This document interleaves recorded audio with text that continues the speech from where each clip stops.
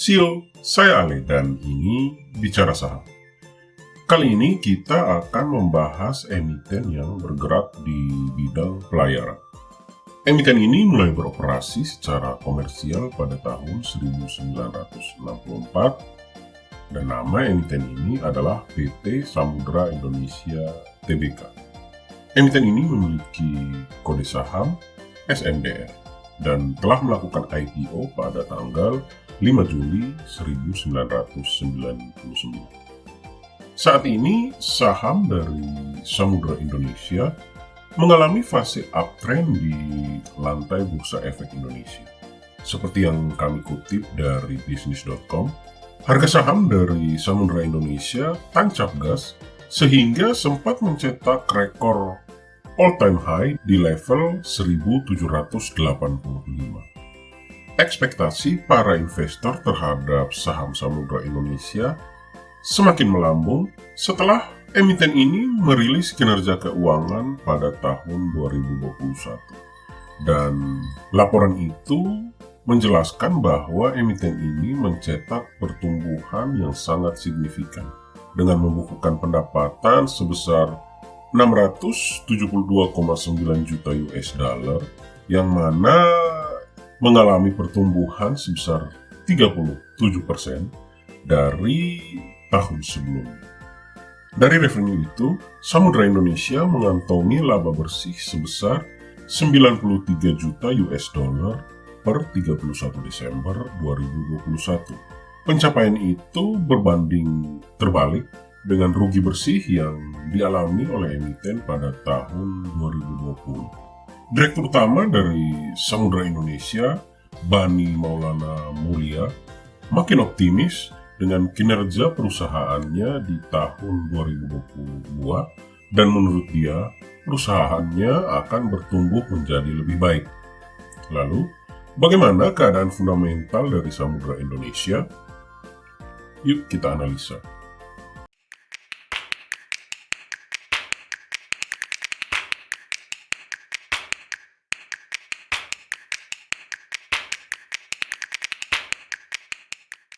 Jumlah aset yang dimiliki oleh Samudra Indonesia dari data yang telah dikumpulkan oleh tim riset Ale Bicara adalah sebesar 11,8 triliun rupiah per laporan keuangan tahun 2021. Aset itu terdiri atas 6,3 triliun rupiah liabilitas dan 5,4 triliun rupiah ekuitas. Aset ini mengalami peningkatan sebesar 3,7 triliun rupiah dibandingkan dengan jumlah aset pada tahun 2020. Bertambahnya aset dari Samudra Indonesia ini disebabkan oleh kenaikan liabilitas sebesar 1,6 triliun rupiah dan bertambahnya ekuitas sebesar 2 triliun rupiah. Jenis-jenis item dari ekuitas yang mempengaruhi sehingga mengakibatkan peningkatan nilai dari ekuitas Samudra Indonesia adalah meningkatnya tambahan modal yang disetor dari 3,4 juta US dollar ke 3,7 juta US dollar. Lalu, nilai penghasilan komprehensif lain yang membaik dari negatif 37,5 juta US dollar ke negatif 33,2 juta US dollar. Dan bertambahnya nilai saldo laba dari 125,8 juta US dollar ke 216,5 juta US dollar. Sedangkan, untuk item liabilitas terbesar dari Samudra Indonesia adalah liabilitas sewa aset hak guna jangka panjang sebesar 75,3 juta US dollar. Utang ini meningkat karena pada tahun 2020 nilainya hanya 53,5 juta US dollar. Dan untuk utang jangka pendeknya, liabilitas terbesar yang dimiliki oleh Samudra Indonesia adalah biaya yang masih harus dibayar atau accrued expenses senilai 67,4 juta US dollar. Untuk rasio likuiditas dari Samudra Indonesia, cash rasionya adalah 79%, quick rasionya 143%, current rasionya 144%, dan memiliki rasio debt to equity 117%. Ini berarti jumlah kas dari Samudra Indonesia cukup dan bisa untuk melunasi sebagian besar utang jangka pendek yang menjadi kewajiban dari perusahaan. Untuk total utang dari Samudra Indonesia juga belum terlalu mengkhawatirkan karena jumlah total utangnya itu baru mencapai 117% dari total ekuitas yang dimiliki oleh perusahaan. Perlu diingat bahwa total utang ini sudah membaik dari tahun sebelumnya, yang mana pada tahun sebelumnya itu atau pada tahun 2020, debt to equity rasionya adalah 137%. Pada tahun 2021, revenue yang telah dikumpulkan oleh Samudra Indonesia adalah 672,9 juta US dollar. Revenue ini meningkat jika dibandingkan dengan revenue di tahun 2020 yang nilainya hanya 490,8 juta US dollar. Revenue yang dihasilkan oleh Samudra Indonesia ini terdiri dari freight income yang meningkat dari 334,7 juta US dollar ke 513,3 juta US dollar. Pendapatan dari kegiatan keagenan, forwarding, dan kegiatan pelabuhan yang meningkat dari 79,3 juta US dollar ke 86,5 juta US dollar. Pendapatan dari jasa penanganan peralatan peti kemas dan muatan yang menurun dari 47,1 juta US dollar ke 42,8 juta US dollar. Pendapatan sewa kapal yang menurun dari 17 juta US dollar ke 14,7 juta US dollar, dan pendapatan lain-lain yang bertambah dari 12,5 juta US dollar ke 15,3 juta US dollar. Sehingga revenue dari Samudra Indonesia di tahun 2021 berdasarkan nilai pada kuartal keempat meningkat 39% dibanding dengan revenue di tahun 2020. Dan nilai peningkatan revenue di tahun 2021 ini adalah sebesar 2,6 triliun rupiah. Pada kuartal keempat tahun 2021, Samudra Indonesia telah mencetak laba bersih sebesar 93 juta US dollar. Jumlah ini meningkat tajam jika dibandingkan dengan kuartal keempat tahun 2020, yang mana Samudra Indonesia mengalami kerugian sebesar 3,3 juta US dollar. Dan yang menyebabkan peningkatan laba bersih dari Samudra Indonesia adalah biaya jasa yang berkurang, keuntungan dari kurs mata uang yang meningkat, keuntungan lain-lain yang bertambah, dan beban pajak yang berkurang. Ini menyebabkan laba bersih dari Samudra Indonesia di tahun 2021 ini meningkat tajam dibanding dengan tahun 2020. Dan nilai peningkatan laba bersih dari Samudra Indonesia di tahun 2021 ini adalah sebesar 1,3 triliun rupiah.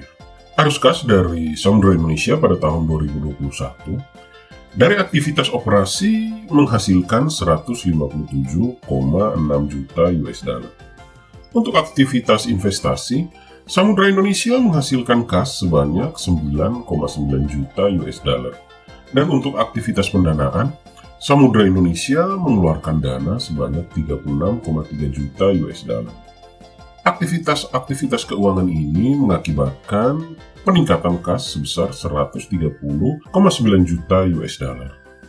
Untuk value dari Samudra Indonesia per akhir kuartal keempat tahun 2021, ekuitasnya 5,4 triliun rupiah. Harga sahamnya Rp995 per lembar saham. Dengan nilai buku atau book value Rp1.663 per lembar saham. Maka nilai price to book value adalah 0,6. Dan dengan nilai laba per saham sebesar Rp405, maka nilai price to earning ratio adalah 2,46. Nilai laba per saham tadi menghasilkan net profit margin 13%, return on equity 24%, return on asset 11%. Untuk dividen, Samudra Indonesia membagikan dividen sebesar 2,1 juta US dollar atau sekitar 32 miliar rupiah kepada para pemegang sahamnya. Dan dengan jumlah saham sebanyak 3,2 miliar lembar, maka setiap lembar saham mendapatkan dividen sebesar 10 rupiah. Kesimpulan. Pertama, aset dari Samudra Indonesia pada tahun 2021 meningkat 3,7 triliun rupiah. Yang mendominasi peningkatan aset dari emiten ini adalah ekuitas yang mana mengalami peningkatan sebanyak 2 triliun rupiah. Dan Presentasi utang dari Samudra Indonesia pada tahun 2021 ini mengalami penurunan 20,2% dari 137,4% di tahun 2020 ke 117,1% di tahun 2021 ini. Kedua, revenue dari Samudra Indonesia di tahun 2021 ini meningkat 39% atau senilai 2,6 triliun rupiah. Dan ini adalah suatu peningkatan yang sangat signifikan sejak tahun 2016. Ketiga, laba bersih dari Samudra Indonesia pada tahun 2021 sebesar 1,3 triliun rupiah. Ini adalah nilai laba bersih terbesar dari Samudra Indonesia setelah dalam 2 tahun terakhir mengalami kerugian. Keempat, persentase utang dari Samudra Indonesia adalah sebesar 117% dari ekuitas yang dimiliki, dan jumlah ini sudah mengalami penurunan 20,2% dibandingkan dengan debt to equity ratio pada tahun 2020. Kelima, investasi ke Samudra Indonesia pada saat ini menurut saya menarik karena memiliki fundamental yang lumayan bagus dan rajin membagi dividen. Tetapi, yang perlu kita ingat adalah profit yang dicetak oleh Samudra Indonesia belum konsisten. Keenam, untuk harga dari emiten ini per tanggal 8 April 2022 masih under value dengan price book value 1 dan price earning ratio 4,3. Ketujuh, dari sisi analisa teknikal dengan menggunakan stokastik, harga dari Samudra Indonesia pada saat ini telah berada pada daerah jenuh beli atau overbought. Sudah terjadi persilangan garis atau dead cross yang menandakan bahwa tren harganya bisa saja mengalami penurunan. Oleh karena itu, saya sarankan bagi CEO semua yang ingin take profit agar bisa segera merealisasikannya. Dan bagi CEO semua yang ingin mengumpulkan saham dari SMDR, sebaiknya menunggu koreksi harga terlebih dahulu. Pendapat saya, PT Samudra Indonesia adalah perusahaan yang oke. Dan tim riset dari Ali Bicara memberi rating untuk PT Samudra Indonesia B+. CEO. Demikianlah review singkat dari PT Samudra Indonesia. Review ini bertujuan untuk memberikan pertimbangan dalam melakukan investasi. Silakan like, share, dan subscribe untuk selalu bisa mendapatkan update review dari saham lain. See you semua, kita bertemu lagi di video selanjutnya.